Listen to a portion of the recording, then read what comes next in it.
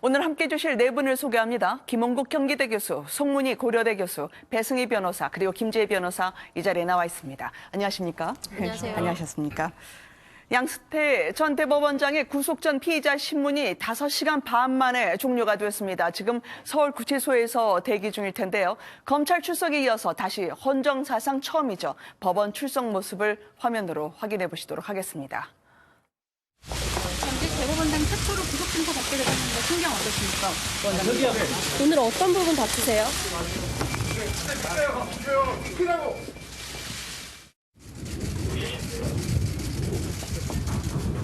전직 대법원장으로서는 처음 구속영장 심사 받으셨는데 심경한 말씀 부탁드립니다. 법정에서 충분히 소명하셨습니까? 재판 개입 혐의 등에 대해 일체 부인하셨습니까? 대법원장으로서 책임감은 안 느끼세요? 신문이 끝난 이후에 서울구치소로 호송이 돼 가고 있는 양승태 전 대법원장의 모습을 확인하실 수가 있습니다. 김 교수님, 지난번에 검찰에 갔을 때는 포토라인을 그대로 지나쳤는데요. 이번에는 취재진 질문에 잠시 멈춰 서기도 했다고 하고요. 지금 심경이 어떨까요? 참담할 겁니다. 대한민국이 이제 정부가 수립되고요. 또 우리 대법원이 출범을 했는데 71년 만에 대법원의 수장, 우리가 행정부의 대통령, 입법부의 대통령, 사법부의 대통령 이렇게 부르지 않습니까? 네. 그만큼 대법원장은 권력이라든가 또는 이런 정책 갈등에서 독립돼서 소신 있는 판결 그리고 역사에 남는 그런 역할들을 해야 되는데 네. 결국은 71년 만에 사법부 사상 초유의 그런 상황에서 본인이 그 대상자가 됐습니다. 네. 만일 구속영장까지 발부된다면 정말로 사법부 사상 가장 치욕적인 날이 될 거고요. 본인이 그 상황을 만들었던 상황이 될 텐데 네. 만만치가 않습니다. 혐의가 41가지에 달하고요. 이 정도면은 그동안에 사실은 많은 역할을 했던 현장의 법관들이 얼마나 좌절하겠습니까? 네. 더군다나 재판 거래 의혹이라든가 블랙리스트 여러 가지 혐의들이 만만치 않은 그런 무거운 역사적 의미를 갖고 있기 때문에 본인도 아마 이동하는 과정 중에 정말 참담할 것이고 또 아마 걱정도 될 겁니다. 아무리 이 재판하는 이 판사들이 네. 후배라고 하지만 그래도 이런 역사적 상황을 그러니까요. 감안한다면 분명히 영장 발부 가능성도 있거든요. 그렇기 때문에 정말로 참담하고 그래서 아마 패싱을 하면서도 포토라인을 벗어나면서도 아마 멈칫하면서 그 순간 상당한 갈등을 했을 것으로 보입니다. 네, 지금 서글픈 이야기입니다만 역대 피의자 중에 어떻게 해야 영장이 기각될 답변을 할지 가장 잘 알고 있을 피의자 아니겠습니까?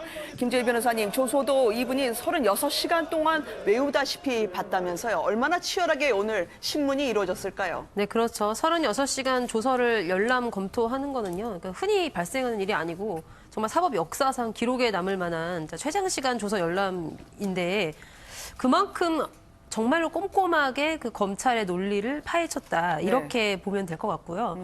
뭐 4가지 사무 전략으로 응한다고 합니다. 아, 그래요? 지시가 없었다, 보고가 없었다, 기억이 없다, 네. 죄가 성립될 수 없다. 이렇게 4무라고 하는데 사실 뭐 사법부의 수장으로서 우리나라에 저만큼 법리에 밝은 사람은 없죠. 그렇기 때문에 이런 구속영장 실질 심사에서도 어떻게 네. 대응을 해야지 기각이 될 것인지 이 부분에 대해서 치밀하게 준비를 하지 않았을까. 그리고 또 누구보다도 더 잘 대응하지 않을까 이렇게 생각이 됩니다. 네. 근데 어쨌든 지금 영장 전담 판사도 굉장히 부담이 좀 클 것으로 생각이 돼요. 왜냐면은 어쨌든 성립을 이제 따져보기에 앞서서 일단 국민 여론이 매우 나쁘기 때문에 이게 네. 좀 혹시 뭐 방탄법원 아니냐 이런 비판을 맞을 수도 있고요. 이제 그리고 또 만약에 구속 영장을 발부한다고 하더라도 이렇게 까마득한 선배 법관에게 구속영장 발부하는 것이 또 나름대로는 또 부담으로 다가올 수도 있을 것 같습니다. 그렇지만 네. 이제 공정하게 정말로 그 법률에 기인해서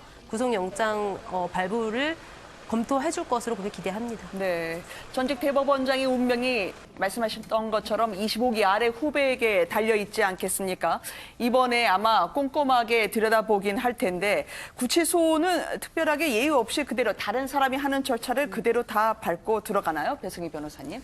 네, 이번에 아마 대법원장으로서는 뭐 신체 검사 받느냐 안 받느냐 네. 뭐 이런 것도 뭐 논란이 될 것 같아요. 지난번 뭐 조윤선 장관 같은 경우에 가장 좀 여성이고 한데 과연 뭐 신체 검사를 받느냐 이런 것 때문에 논란이 된 적이 있었잖아요. 그래서 약간 이런 것들이 좀 간소화됐다고 합니다. 뭐 그럼에도 불구하고 아마 대법원장으로서 구치소에서 대기를 하게 된다면 절차를 밟을 것으로 예상이 되는데 네. 뭐 대법원장이라고 하지만 이미 이전에 뭐 박근혜 전 대통령도 그렇고 이명박 전 대통령도 그렇고 비서실장도 그렇고 장관도 그렇고 모두 다 들어갔기 때문에 어떻게 보면 대법원장이 뭐 사상 초유라고 하지만 나라의 전 대통령까지도 구치소에 수감된 상황에서 과연 이게 뭐 구치소에서도 어떤 특혜를 줄 것인가 하는 점은 좀 아니라고 생각이 듭니다. 네.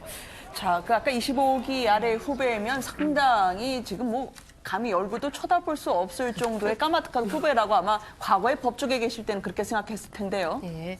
양승태 전 대법원장은 사법연수원 출신 2기고 지금 전담 부장 판사 같은 경우는 27기이기 때문에 25기 차이가 나서 사실은 만약에 법조계 바깥에서 만난다면 깍듯이 예의를 갖춰야 될 뿐인데 이번에는 판사와 피의자로 만났기 때문에 네. 아마 대등한 입장에서 판사가 그 영장을 검토하지 않을까 생각이 듭니다. 그러나 이제 법조계에서 양승태 전 대법원장을 보는 시각은 좀 많이 다른 것 같아요. 법조계에서는 로스쿨 도입 초기에 있어서 로스쿨 출신과 사법고시 출신의 어떤 그 이익을 조정하는 과정에서도 양승태 전 대법원장이 한쪽 편을 너무 많이 들었다 이런 입장도 많이 있었고 네. 또 이번에 드러난 사실들을 보면 솔직히 변호인으로서도 굉장히 화가 날 정도로 어떻게 사법부의 수장이 뭐 나타난 사실로만 본다면 대통령과 뒤에서 이렇게 조정을 할 수 있는 것이냐 하는 점에서 네. 이거는 누가 보더라도 좀 어떤 편을 들 수가 없는 것이기 때문에